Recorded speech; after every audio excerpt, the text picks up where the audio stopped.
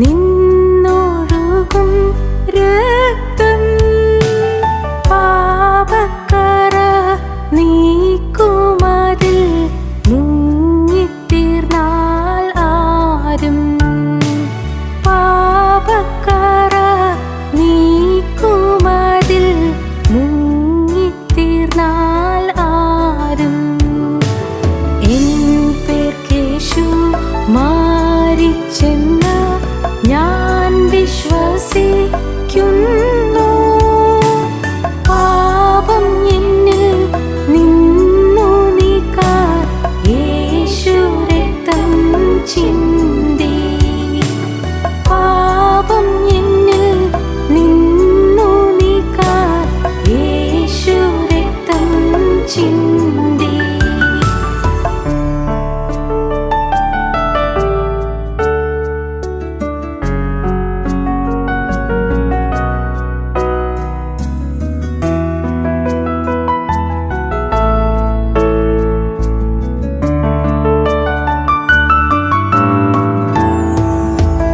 കള്ളൻ ക്രൂശിൻ ഊരവയിൽ കണ്ടു പാപ ശാന്തി. അവനെപ്പോൽ ഞാനും ദോഷി കണ്ടൻ പ്രതിശാന്തി. അവനെപ്പോൽ ഞാനും ദോഷി കണ്ടൻ പ്രതിശാന്തി. എൻ പേർക്കേശു മാരിച്ചെന്ന് ഞാൻ വിശ്വസിക്കുന്നു. പാപം എന്നിൽ നിന്നു നീക്കാൻ യേശു രക്തം ചിന്തി. പാപം എന്നിൽ നിന്നു നീക്കാൻ യേശു രക്തം ചിന്തി.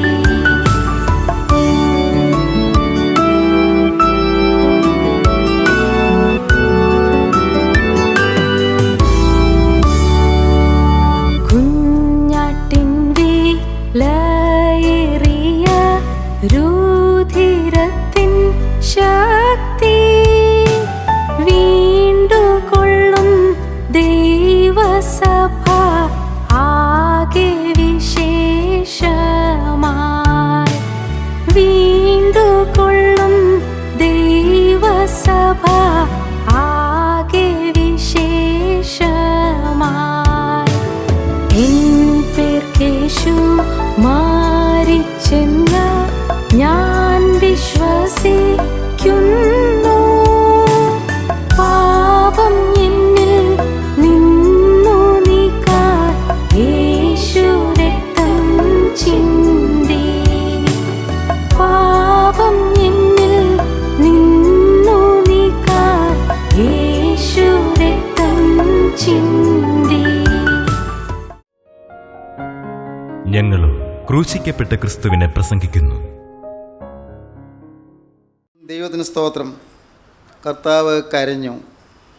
ദൈവത്തിന് സ്തോത്രം. യേശുനാഥൻ കരഞ്ഞു. കർത്താവ് ഇന്നും കരയുന്നു. ഇന്നും കരയുന്നു. ദൈവത്തിന് സ്തോത്രം. വായിക്കാം. ലൂക്കോസിൻ്റെ സുവിശേഷം 22-ാം അധ്യായം 42, 43, 44 വാക്യങ്ങൾ. പിതാവേ, നിനക്ക് മനസ്സുണ്ടെങ്കിൽ ഈ പാനപാത്രം എങ്കിൽ നിന്ന് നീക്കണമേ. എങ്കിലും എൻ്റെ ഇഷ്ടമല്ല, നിന്റെ ഇഷ്ടം തന്നെ ആകട്ടെ എന്ന് പ്രാർത്ഥിച്ചു. അവനെ ശക്തിപ്പെടുത്തുവാൻ സ്വർഗത്തിൽ നിന്ന് ഒരു ദൂതൻ അവന് പ്രത്യക്ഷനായി. പിന്നെ അവൻ പ്രാണവേദനയിലായി അതിശ്രദ്ധയോടെ പ്രാർത്ഥിച്ചു. അവൻ്റെ വിയർപ്പ് നിലത്ത് വീഴുന്ന വലിയ ചോരത്തുള്ളി പോലെയായി. നിലത്ത് വീഴുന്ന വലിയ ചോരത്തുള്ളി പോലെ വിയർപ്പ് ഇങ്ങനെ ഒഴുകുക. ശരീരത്തിൽ നിന്ന് വിയർപ്പിന് പകരം ചോരയാണ് ഒഴുകുന്നത്. അത്ര തീവ്രമായ വേദനയോടെ കരഞ്ഞ് പ്രാർത്ഥിക്കുകയാണ്. പിതാവേ, കഴിയുമെങ്കിൽ ഈ പാനപാത്രത്തിൽ നിന്ന് മാറ്റണമേ. എങ്കിലും എൻ്റെ ഇഷ്ടമല്ല, നിൻ്റെ ഇഷ്ടം തന്നെ നടക്കട്ടെ. ദൈവത്തിന് സ്തോത്രം. ഗത്സമൻ തോട്ടത്തിൽ കരഞ്ഞു. ക്രൂശിലേക്ക് പോകുന്നതിന് മുമ്പ്, വിസ്താരരംഗത്തേക്ക് പോകുന്നതിന് മുമ്പ് കർത്താവ് ഗത്സമൻ തോട്ടത്തിൽ തൻ്റെ പ്രിയ ശിഷ്യന്മാരുമായി ചേർന്ന് കരഞ്ഞു. പത്രോസും യോഹന്നാനും യാക്കോവും പിറകിൽ കുറച്ച് ദൂരെ മാറി ഇരുന്ന് പ്രാർത്ഥിക്കുന്നുണ്ടായിരുന്നു. പക്ഷേ അവർ ഉറങ്ങിപ്പോയി. കർത്താവ് പിന്നെയും ചെന്ന് പാറമേൽ കവിഴ്ന്ന് വീണ് കിടന്നുകൊണ്ട് കർത്താവ് കരഞ്ഞു. വായിക്കാം. 26 അധ്യായം 37 വാക്യം മുതൽ. പത്രോസിനെയും സബദിപുത്രന്മാർ ഇരുവരെയും കൂട്ടിക്കൊണ്ടു ചെന്ന് ദുഃഖിച്ചും വ്യാകുലപ്പെട്ടും തുടങ്ങി. എന്റെ ഉള്ളം മരണവേദന പോലെ അതിദുഃഖിതമായിരിക്കുന്നു. എന്റെ ഉള്ളം മരണവേദന പോലെ ദുഃഖിതമായിരിക്കുന്നു. ഇവിടെ താമസിച്ച് എന്നോടുകൂടെ ഉണർന്നിരിപ്പീൻ എന്നവരോട് പറഞ്ഞു. നിങ്ങൾ ഇവിടെ താമസിച്ച് എന്നോട് ഉണർന്നിരിപ്പീൻ എന്ന് ശിഷ്യന്മാരോട് പറഞ്ഞു. പിന്നെ അവൻ അല്പം മുമ്പോട്ട് ചെന്ന് കവിണ്ണു വീണു. പിതാവേ, കഴിയുമെങ്കിൽ ഈ പാനപാത്രം എങ്കിൽ നിന്ന് നീക്കണമേ. പിതാവേ, കഴിയുമെങ്കിൽ ഈ പാനപാത്രം എങ്കിൽ നിന്ന് നീക്കണമേ. എങ്കിലും ഞാൻ ഇച്ഛിക്കും പോലെയല്ല, നീ ഇച്ഛിക്കും പോലെ ആകട്ടെ എന്ന് പ്രാർത്ഥിച്ചു. എങ്കിലും ഞാൻ ഇച്ഛിക്കുന്ന പോലെയല്ല, നാഥ പിതാവേ, നീ ഇച്ഛിക്കുന്ന പോലെ ആകട്ടെ എന്ന് പ്രാർത്ഥിച്ചു. എബ്രായ ലേഖനം 5-ാം അധ്യായത്തിൽ വാക്യം കൂടി വായിക്കാം. എബ്രായ ലേഖനം 5-ാം അധ്യായം 7-ാം വാക്യം നമുക്ക് വായിക്കാം. ഉറച്ച നിലവിളിയായിരുന്നു. എബ്രായ ലേഖന കർത്താവ് പറയുകയാണ്, ഉറച്ച നിലവിളി. ഗെത്സമേൻ തോട്ടത്തിൽ കർത്താവ് ഉച്ചത്തിൽ കരഞ്ഞു. ക്രിസ്തുവിന്റെ ഐഹിക ജീവിതകാലത്ത് തന്നെ മരണത്തിൽ നിന്ന് രക്ഷിപ്പാൻ കഴിയുന്നവനോട് ഉറച്ച നിലവിളിയോടും കണ്ണുനീരോടും കൂടെ അപേക്ഷയും അഭയയാചനയും കഴിക്കുകയും ഭയഭക്തി നിമിത്തം ഉത്തരം ലഭിക്കുകയും ചെയ്തു. കർത്താവ് കണ്ണുനീരോടെ അപേക്ഷിച്ചു, ഉറച്ച നിലവിളിയോടെ അപേക്ഷിച്ചു. പിതാവേ, കഴിയുമെങ്കിൽ ഈ പാനപാത്രം എങ്കിലും നീക്കണമേ. ദൈവത്തിന് സ്തോത്രം.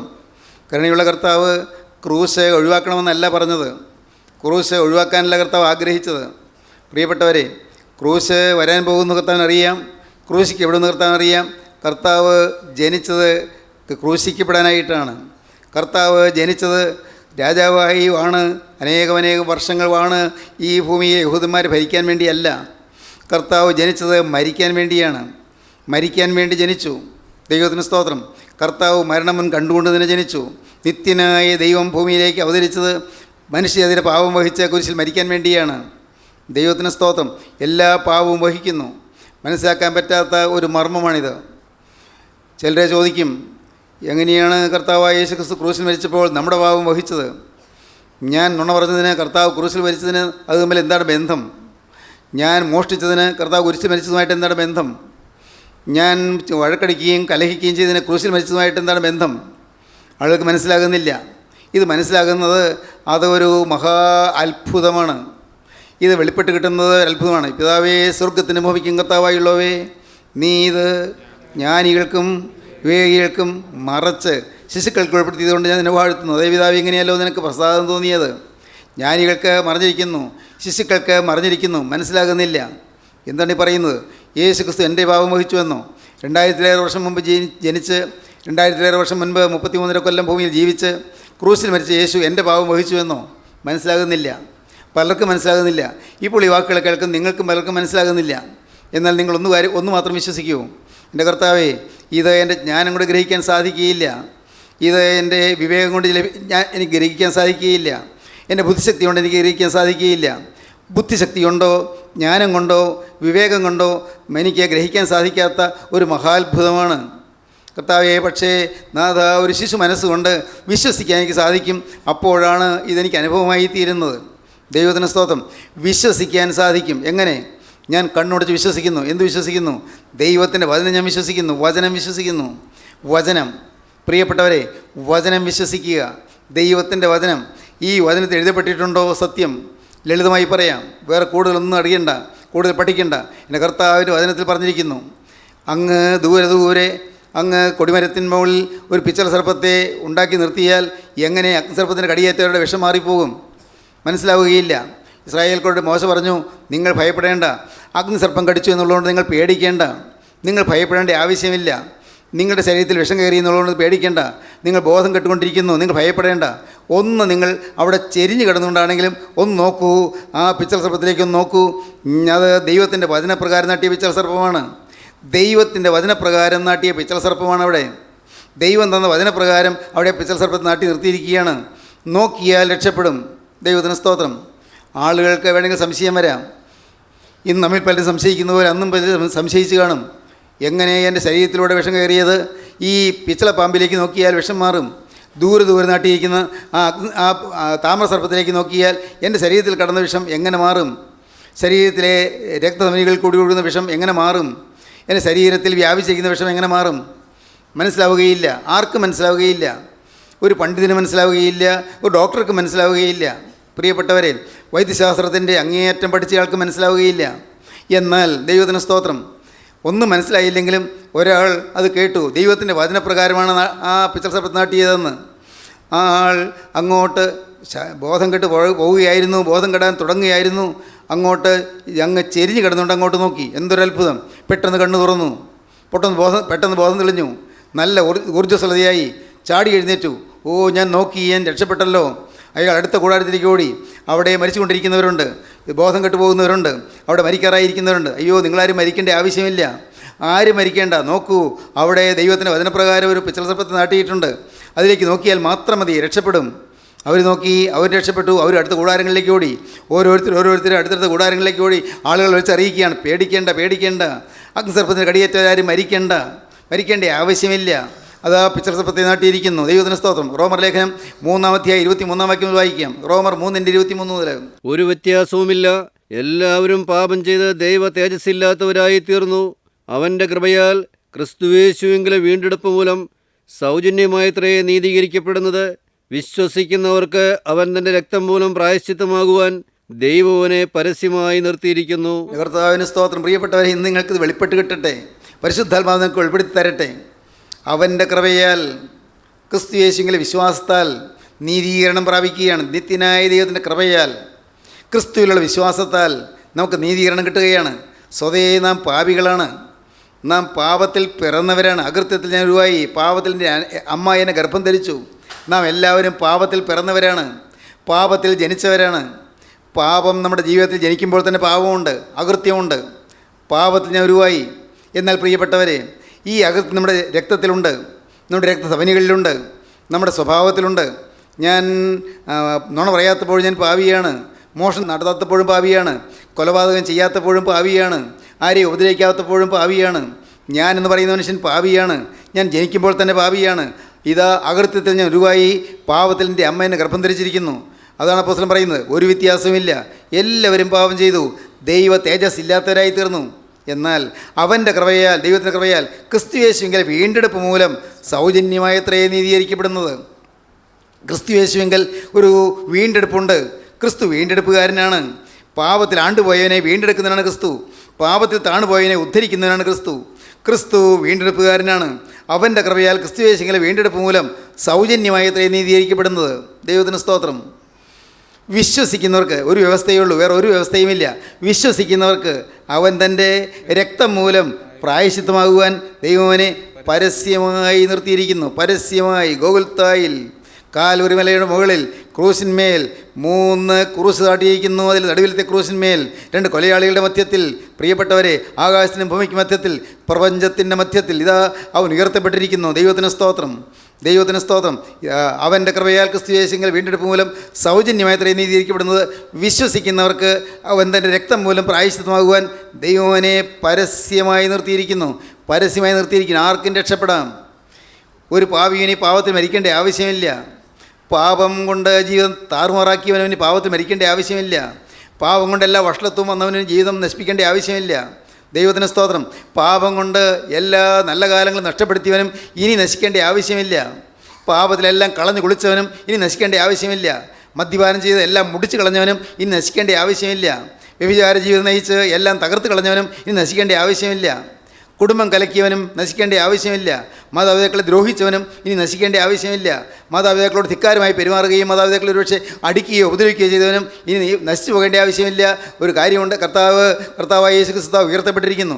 വിശ്വസിക്കുന്നവർക്ക് അവൻ തൻ്റെ രക്തം മൂലം പ്രായശ്ചിത്തമാകുവാൻ ദൈവവനെ പരസ്യമായി നിർത്തിയിരിക്കുന്നു. ദൈവത്തിന് സ്തോത്രം. എന്തൊരു ഭാഗ്യമാണ് പ്രിയരെ! നിത്യനായ ദൈവത്തിൻ്റെ സ്നേഹമാണ്, ദൈവത്തിൻ്റെ അഗാധമായ സ്നേഹമാണ്, തന്നെ നമുക്ക് വേണ്ടി അർപ്പിക്കാൻ കാണിച്ച സ്നേഹമാണ്. ആ സ്നേഹം അത് വാസ്തവത്തിൽ നമ്മുടെ പാപം ഏറ്റെടുക്കുകയാണ് ചെയ്തത്. മനുഷ്യജാതിയുടെ പാപം മുഴുവൻ കർത്താവായ യേശു വഹിക്കുകയാണ് ചെയ്തത്. മുഴുവൻ പാപവും കർത്താവ് വഹിച്ചു. പ്രിയപ്പെട്ടവരെ, ഞാൻ സാധാരണ പറയാനുള്ള ഉദാഹരണം ഒന്നുകൂടി പറഞ്ഞുകൊള്ളട്ടെ. ദൈവത്തിന് സ്തോത്രം. നിങ്ങൾ വഴി നടന്നു പോകുമ്പോൾ അവിടെ റോഡരികിൽ ഒരു നായയെ ചത്തു കിടക്കുന്നു. 3-4 ദിവസങ്ങളായി ചത്തു കിടക്കുന്നു. അതിൻ്റെ ജീർണിച്ച ശരീരം ഇങ്ങനെ ചീഞ്ഞളിഞ്ഞു കിടക്കുന്നു. അതിൽ നിന്ന് ഈച്ചകൾ ആർക്കുന്നു. അത് ദുർഗന്ധം വമിക്കുന്നു. ആർക്കും അടുത്തുകൂടി നടന്നു പോകാൻ വയ്യ. ആളുകൾ മുക്കും പൊത്തി ഓടിപ്പോവുകയാണ്. അപ്പോഴാണ് നിങ്ങൾ ആ വഴിയെ പോയത്. അവിടെയുള്ള അധികാരികളായ ആരോ ചിലർ നിങ്ങളെ പിടിച്ചു നിർത്തി ആ നായിൻ്റെ ആ ജഡം നിങ്ങളെ കൊണ്ട് എടുപ്പിച്ചു. എന്നിട്ട് നിങ്ങളുടെ തലയിൽ വെച്ചു. നിങ്ങളെ കൊണ്ട് തന്നെ അത് കഴുത്തിൽ കെട്ടിച്ചു. തലയിൽ ഈ ചീഞ്ഞഴുകിയ നായിൻ്റെ ജഡം, അത് ആ ശരീരം തലയിൽ വെച്ച് കെട്ടി. നാറ്റം സഹിക്കാൻ വയ്യ, ഓക്കാനം വരുന്നു, ഛർദി വരുന്നു. ഇത് കേൾക്കുമ്പോൾ പോലും നിങ്ങൾക്ക് ചിലർക്ക് ഛർദി വരും. പ്രിയപ്പെട്ടവരെ, ആ ദുർഗന്ധം സഹിക്കാൻ വയ്യ. ഏറ്റവും ജുഗുപ്സാവഹമായ, ഏറ്റവും ലജ്ജാകരമായ, ഏറ്റവും ഹീനമായ ആ ചീഞ്ഞളിഞ്ഞ ശരീരം, നായിൻ്റെ ശരീരം തലയിൽ വെച്ചുകൊണ്ട് അത് ചുമന്നുകൊണ്ട് നടക്കണം. പ്രിയപ്പെട്ടവരെ, നിസ്സാരമാണോ? സാധിക്കുന്ന കാര്യമാണോ? നമുക്കിന്ന് ചിന്തിക്കുമ്പോൾ നമുക്ക് അതുമായിട്ട് അത്രയും താതാത്മ്യം പ്രാപിക്കാൻ കഴിയാത്തതുകൊണ്ട് പക്ഷേ മനസ്സിലായി എന്ന് വരികയില്ല. പക്ഷേ അതൊരു സത്യമാണ്. സാധിക്കാത്ത കാര്യം, പ്രയാസമുള്ള കാര്യം, ദുസ്സഹമായ കാര്യം, സഹിക്കാൻ പ്രയാസമുള്ള കാര്യം, അതാണ് കർത്താവായ യേശു ക്രിസ്തു ചെയ്തത്. ഒരു പാവവും ചെയ്യാത്തനായ ക്രിസ്തു, പാവം തീണ്ടിയിട്ടില്ലാത്ത ക്രിസ്തു, പാവം എന്തെന്ന് അറിയാത്തനായ ക്രിസ്തു, യാതൊരു വിധത്തിലും പാവത്തെ അടുക്കാൻ വയ്യാത്തനായ ക്രിസ്തു. ദൈവത്തിന് സ്തോത്രം. മനുഷ്യജാതിയുടെ പാവം മുഴുവൻ തൻ്റെ മേൽ ഏറ്റെടുക്കാൻ തയ്യാറായി, അത് മുഴുവൻ തൻ്റെ മേൽ വഹിക്കാൻ തയ്യാറായി. ആ പാവം മുഴുവൻ വഹിച്ചുകൊണ്ട് അവിടുന്ന് നമ്മുടെ പാവം വഹിച്ചുകൊണ്ട് കുരിശിന്മേൽ കിടന്നു, ലജ്ജാവിവശനായി കിടന്നു, ലജ്ജിതനായി കിടന്നു. പ്രിയപ്പെട്ടവരെ, നഗ്നനായി കിടന്നു. പ്രിയപ്പെട്ടവരെ, കർത്താവായ യേശു വേദന സഹിച്ചു കിടന്നു. കർത്താവായ യേശു ക്രൂശിന്മേൽ പെടഞ്ഞു കിടന്നു. ദൈവത്തിന് സ്തോത്രം. യേശു ക്രിസ്തു ക്രൂശിന്മേൽ കിടന്നുകൊണ്ട് അവിടെ കിടന്നുകൊണ്ട് കർത്താവ് കരഞ്ഞു. ദൈവത്തിന് സ്തോത്രം. ക്രൂശിന്മേൽ കിടന്നുകൊണ്ട് കർത്താവ് കരഞ്ഞു. എന്താണ് പ്രിയപ്പെട്ടവരെ? യേശു ക്രിസ്തുവിൻ്റെ കരച്ചിൽ, യേശു ക്രിസ്തുവിൻ്റെ വേദന, നമ്മുടെ പാപം ഏറ്റെടുക്കുന്ന ആ ക്രിസ്തുവിൻ്റെ ശരീരത്തിലേറ്റതായ അഗാധമായ വേദന, തീവ്രമായ വേദന. ദൈവത്തിന് സ്തോത്രം. അഗാധമായ വേദന. സഹോദരങ്ങളെ, കർത്താവ് പിതാവിനോട് പറഞ്ഞു, പിതാവേ, ഇത് ഞാൻ തന്നെ വഹിക്കണമോ? ഞാൻ അതിനു വേണ്ടി വന്നതാണ്, നീ എന്നെ അയച്ചതാണ്. എന്നാൽ പിതാവേ, ഈ പാവം മുഴുവൻ ഞാൻ പേറുക എത്രയോ ദുസ്സഹമാണ്, എത്രയോ ദുഷ്കരമാണ്, എത്രയോ പ്രയാസമേറിയതാണ്. പിതാവേ, കഴിയുമെങ്കിൽ ഈ പാനപാത്രം എങ്കിൽ നീക്കണമേ. ക്രൂശിൻ്റെ കഷ്ടത മാറ്റാനല്ല കർത്താവ് പറഞ്ഞത്, ക്രൂശിൻ്റെ യാതന മാറ്റാനല്ല കർത്താവ് പറഞ്ഞത്, ക്രൂശിലെ വേദനയും യാതനയും മാറ്റി തരണമെന്നല്ല കർത്താവ് പ്രാർത്ഥിച്ചത്. പിതാവേ, കഴിയുമെങ്കിൽ ഈ പാനപാത്രമെങ്കിൽ നീക്കണമേ. ഈ വലിയൊരു യാതനയാണ്. ഇതാണ് വലിയ കുരിശ്. പാവം മുഴുവൻ ഏറ്റെടുക്കുന്നു, പാവം മുഴുവൻ വഹിക്കുന്നു. പാവം തൊട്ടിട്ടില്ലാത്ത ക്രിസ്തു പാവം മുഴുവൻ വഹിക്കുന്നു. എത്രയെത്ര പാവങ്ങൾ, മനുഷ്യജാതിയുടെ പാവം മുഴുവനും, ലോകാരംഭം മുതൽ ലോകാവസാനം വരെയുള്ള സകല മനുഷ്യരുടെയും പാപങ്ങൾ കർത്താവായ യേശു തൻ്റെ ശിരസിന്മേൽ വഹിച്ചു. തൻ്റെ മേലെല്ലാ പാവവും ഏറ്റെടുത്തു, എല്ലാം തൻ്റെ മേൽ ഏറ്റെടുത്തു. ദൈവത്തിന് സ്തോത്രം. പ്രിയപ്പെട്ടവരെ, ഇന്ന് ഇത് കേട്ടുകൊണ്ടിരിക്കുമ്പോൾ നിങ്ങൾ ഓർക്കണം, എൻ്റെ പാവം യേശു വഹിച്ചു. അത് വിശ്വസിക്കാൻ മാത്രമേ പോകാൻ വഴിയുള്ളൂ. എൻ്റെ പാവം യേശു വഹിച്ചു. പക്ഷേ അത് നീ വിശ്വസിക്കുമ്പോൾ നിൻ്റെ ഉള്ളിൽ നിന്ന് എന്തെല്ലാമോ ഇറങ്ങിപ്പോകും, നീ അനുഭവിക്കും. കോപം അങ്ങ് മാറിപ്പോകുന്നു, നിൻ്റെ അമർഷവും ക്രോധവും മാറിപ്പോകുന്നു, നിൻ്റെ വൈരാഗ്യവും പകയും വിദ്വേഷവും മാറിപ്പോകുന്നു. മോളെ, നിൻ്റെ ഹൃദയത്തിലുള്ളതായ ആ കലഹ സ്വഭാവവും അനുസരണക്കേടും മാറിപ്പോകുന്നു. മോനെ, നിൻ്റെ ജീവിതത്തിലുള്ളതായ ധിക്കാര മനോഭാവവും അഹങ്കാരവും മാറിപ്പോകുന്നു. നിനക്ക് ആളാകണമെന്നുള്ളതായ നിൻ്റെ ആഗ്രഹം മാറിപ്പോകുന്നു. ആളുകൾ നിന്നെ ശ്രദ്ധിക്കണമെന്ന്, നിന്നെ ബഹുമാനിക്കണമെന്നുള്ളതായ നിൻ്റെ താല്പര്യം മാറിപ്പോകുന്നു. നിൻ്റെ ഹൃദയത്തിലുള്ളതായ അഹങ്കാരം മാറിപ്പോകുന്നു. നിൻ്റെ ജീവിതത്തിലുള്ളതായ എല്ലാ തിന്മകളും മാറിപ്പോകുന്നു. നിനക്ക് സുബോധം ലഭിക്കുകയാണ്, സുബോധം കിട്ടുന്നു. ഇത് വിശ്വസിക്കുമ്പോൾ ലഭിക്കുന്നു. വിശ്വസിക്കുക, വേറെ ഒന്നും ചെയ്യേണ്ട, വിശ്വസിക്കുക മാത്രം ചെയ്യുക. വിശ്വസിക്കുന്നവർക്ക് അവൻ തൻ്റെ രക്തം മൂലം പ്രായശ്ചിത്തമാകുവാൻ ദൈവം പരസ്യമായി നിർത്തിയിരിക്കുന്നു. ഏതെല്ലാം പാവങ്ങളാണോ നിങ്ങൾക്കുള്ളത്, എന്തെല്ലാം പാവങ്ങൾ! ഓർമ്മ വെച്ച കാലം മുതലുള്ള ജീവിതത്തിലേക്ക് തിരിഞ്ഞു നോക്കിയാൽ എണ്ണിയാൽ തീരുമോ പാവങ്ങൾ? എണ്ണിയാൽ തീരാത്ത പാവങ്ങൾ, എണ്ണമില്ലാ പാവങ്ങൾ. എല്ലാം ക്ഷമിച്ചു തരുന്ന ക്രിസ്തുവിൻ്റെ സ്നേഹം, എല്ലാം വഹിക്കുന്ന ക്രിസ്തുവിൻ്റെ സ്നേഹം, എല്ലാ പാവവും വഹിക്കുന്ന ക്രിസ്തുവിൻ്റെ സ്നേഹം. യേശുവിൻ നാമം, ക്രിസ്തുവിൻ നാമം, ആ നാമം എണ്ണമില്ലാത്ത പാവങ്ങൾ വഹിക്കുന്ന നാമം നാം പാടാറുണ്ട്. നമുക്ക് ആ പാട്ടൊന്ന് പാടി നോക്കാം. ശ്രീയേശുനാമം അതിശയനാമം, ഏഴേനിക്കിമ്പനാമം. ശ്രീയേശുനാമം അതിശയനാമം, ഏഴേനിക്കിമ്പനാമം. എണ്ണമില്ല പാപം എന്നിൽ നിന്നും നീക്കാൻ എന്നിൽ കനിഞ്ഞ നാമം. എണ്ണമില്ല പാപം എന്നിൽ നിന്നും നീക്കാൻ എന്നിൽ കനിഞ്ഞ നാമം. അന്യനെന്ന മേലെഴുത്ത് എന്നേക്കുമായി മായ്ച്ചു തന്ന ഉന്നതന്റെ വന്യനാമം. അന്യനെന്ന മേലെഴുത്ത് എന്നേക്കുമായി മായ്ച്ചു തന്ന ഉന്നതന്റെ വന്യനാമം. ദൈവത്തിന് സ്തോത്രം.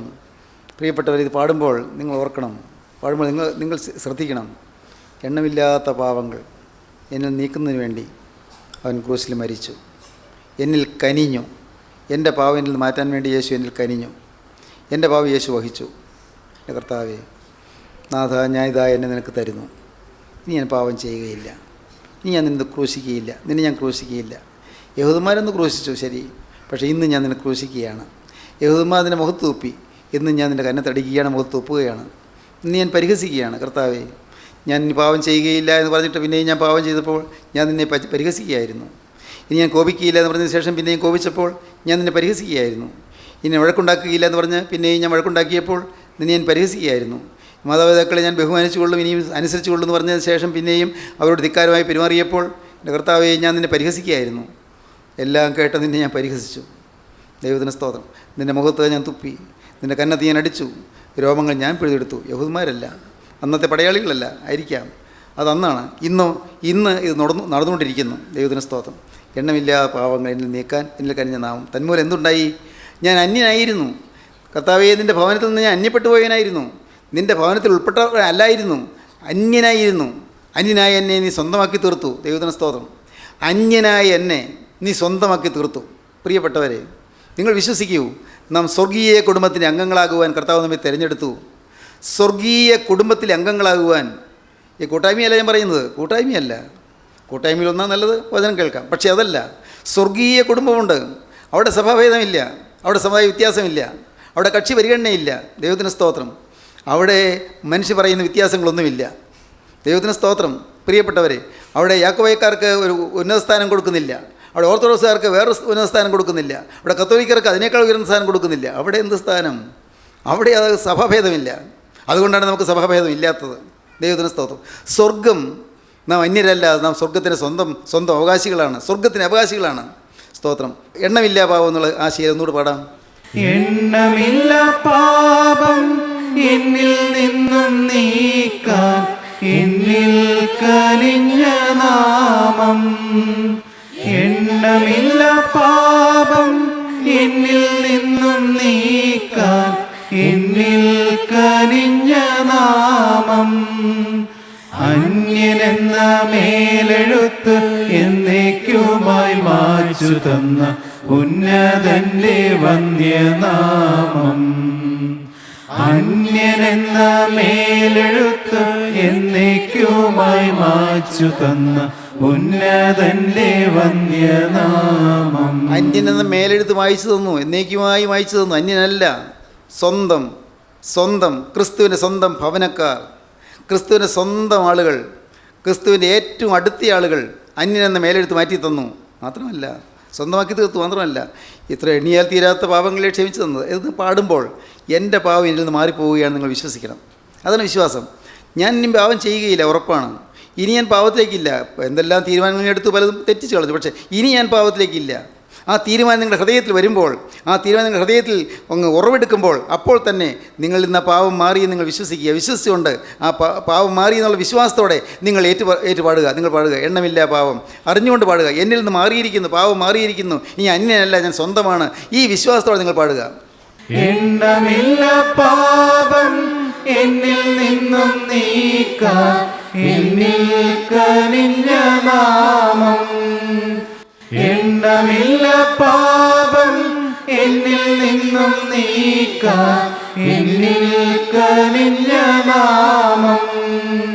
അന്യനെന്ന മേലെഴുത്ത് എന്നേക്കുമായി മായ്ച്ചു തന്ന ഉന്നതന്റെ വന്യനാമം.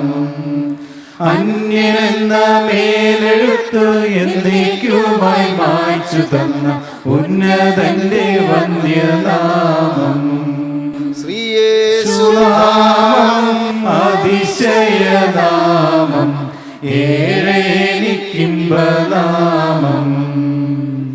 യേശുനാമം അതിശയനാമം, ഏറെ എനിക്കിമ്പനാമം. പിതാവേ, കഴിയുമെങ്കിൽ ഈ പാനപാത്രങ്ങൾ നീക്കണമേ എന്ന് കർത്താവ് കരഞ്ഞു. എങ്കിലെൻ്റെ ഇഷ്ടമല്ല നിൻ്റെ ഇഷ്ടം തന്നെയാകട്ടെ എന്ന് സമർപ്പിച്ചു. സ്തോത്രം. യേശു ഗത്സമൻ തോട്ടത്തിൽ കരഞ്ഞു.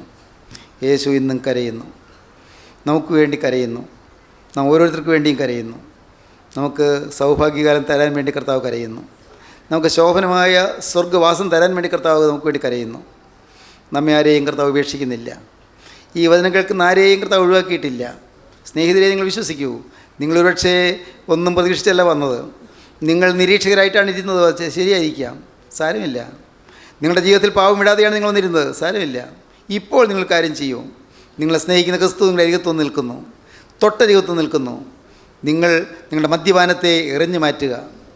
നിങ്ങളുടെ ദുശ്ശീലങ്ങൾ എറിഞ്ഞു മാറ്റുക. നിങ്ങളുടെ ദുസ്വഭാവങ്ങൾ എറിഞ്ഞു മാറ്റുക. വഴക്കും കലഹവും പിണക്കവും ഉള്ള നിങ്ങളുടെ സ്വഭാവത്തെ മാറ്റുക. കർത്താവെ, ഞാൻ എൻ്റെ പാവത്തോട് യാത്ര പറയുന്നു. ഇല്ല, ഇനിയില്ല. യേശുവെ, ഞാനിതാ നിന്നെ എൻ്റെ കർത്താവിൻ്റെ രക്ഷിതാവുമായി സ്വീകരിക്കുന്നു. നാഥ, നിൻ്റെ തിരുരക്തത്താൽ നിന്ന് കഴുകണമേ. നിൻ്റെ തിരുവിലാവിതൊഴിയ തിരുരക്തത്താൽ എന്നെ കഴുകണമേ. ഇപ്പോൾ തന്നെ എൻ്റെ പാപങ്ങളൊക്കെയും കഴുകി മാറ്റണമേ. നാഥ, ഞാൻ പാപിയാണെന്ന് ഞാൻ ഏറ്റുപറയുന്നു. എല്ലാ പാവവും എന്നിൽ വന്നെന്ന് ഞാൻ ഏറ്റുപറയുന്നു.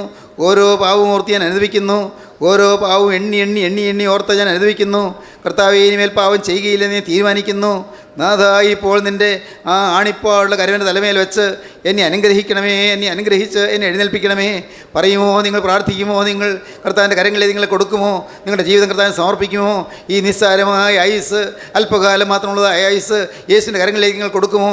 നിസ്സാരമായ ആയുസ്, അല്പകാല ജീവിതം യേശുവിൻ്റെ കരങ്ങളിലേക്ക് കൈമാറുമോ? ഹല്ലേലൂയ. ഇപ്പോൾ നിങ്ങൾക്ക് കർത്താവിൻ്റെ കരങ്ങളിലേക്ക് നിങ്ങൾ കൊടുക്കുവാനുള്ള സമയമാണ്. യേശുവിൻ്റെ വാക്ക് പറയുവാനുള്ള സമയമാണ്. യേശുവിനെ സ്വീകരിക്കാനുള്ള സമയമാണ്. ഏതെല്ലാം അന്ധകാരത്തിൻ്റെ ഭീകരശക്തികൾ നിങ്ങൾ വലയം ചെയ്തിട്ടുണ്ടെങ്കിലും അതിനോടെല്ലാം യാത്ര പറഞ്ഞുകൊണ്ട് യേശുവിനെ നിങ്ങൾ സ്വീകരിക്കൂ. അന്ധതയുടെയും അന്ധവിശ്വാസത്തിൻ്റെയും ശക്തികൾ നിങ്ങൾ വലയം ചെയ്തിട്ടുണ്ടെങ്കിലും അതിനോട് യാത്ര പറഞ്ഞ് യേശുവിനെ നിങ്ങൾ സ്വീകരിക്കൂ. യേശു അതിൻ്റെ അരികത്ത് നിൽക്കുന്നു. യേശുവിൻ്റെ കരങ്ങളിൽ നിങ്ങൾ കൊടുക്കൂ. നിങ്ങളുടെ ദേഹവും ദേഹിയും ആത്മാവും യേശുവിനെ ഫലമേൽപ്പിക്കൂ. യേശുവേ, ഇന്നു മുതൽ നാഥ, ഞാൻ നിൻ്റെ വക, നിൻ്റെ വക, നിൻ്റേത് മാത്രമെന്ന് യേശുവിനോട് പറയൂ. യേശുവേ, ഇന്നു മുതൽ ഞാൻ നിൻ്റെ വക, ഞാൻ പുതിയ മനുഷ്യനായി ഇന്നു മുതൽ ഞാൻ ജീവിക്കുന്ന ഇതൊരു വാക്ക് പറയൂ. നമ്മെ തന്നെ നമുക്ക് സമർപ്പിക്കാം. ഹല്ലേലൂയ. ജീവനുള്ള ദൈവമേ, കരുണയുള്ള കർത്താവേ, അവിടെ ഞങ്ങളുടെ കൂടെ തന്നെ ഉള്ളതിനായി നന്ദിയോടെ സ്തോത്രം. ഇതാ മനുഷ്യരോട് ദൈവത്തിൻ്റെ കൂടാരം. അവൻ അവരോട് കൂടെ വസിക്കും. അവനവരുടെ ദൈവമായി അവരോട് കൂടി ഇരിക്കും. അവനവരുടെ കണ്ണിൽ നിന്ന് കണ്ണുനീരെല്ലാം തുടച്ചു കളയും.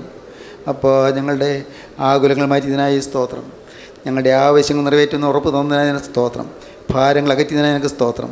അപ്പോൾ അവിടുത്തെ രാജ്യത്തിന് വേണ്ടി ഞങ്ങളെ ഒരുക്കണമേ. അവിടുന്ന് രണ്ടാമത് വരുമ്പോൾ ഞങ്ങളെയും കൈക്കൊള്ളണമേ. തിരുനാമം മഹത്വപ്പെടുത്തണമേ. യേശുവിൻ നാമത്തിൽ തന്നെ. ആമീൻ. ഹല്ലേലൂയ.